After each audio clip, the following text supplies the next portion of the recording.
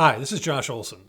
One of my favorite things about Trailers from Hell is that from time to time we get the opportunity to talk to you about a movie that you've never seen and maybe even never heard of. This is definitely one of those opportunities. It makes me very, very happy to talk to you about Dan Zukovic's mid-90s indie film, The Last Big Thing.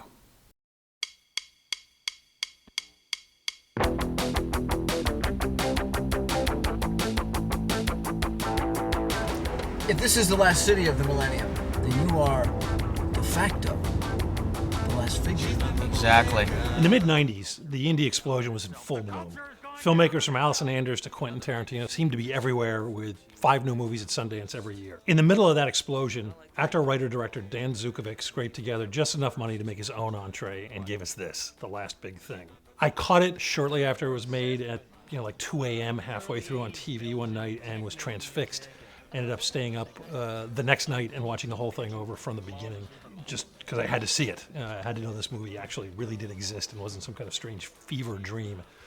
It's a savage, hilarious assault on our increasing obsession with pop culture, which has, if it was at 11 when this movie was made, it's at about 100 today.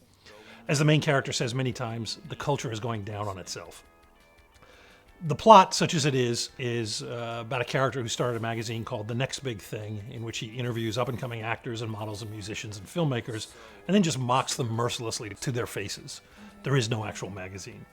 A pair of actors, one of them played by a very young Mark Ruffalo in one of his very first roles, turn the tables on him, and hilarity, as they say, ensues.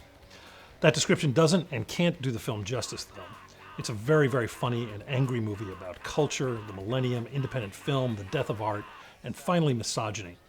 I don't want to give anything away, but the lead character's girlfriend becomes the central character in the movie in a very, very interesting way.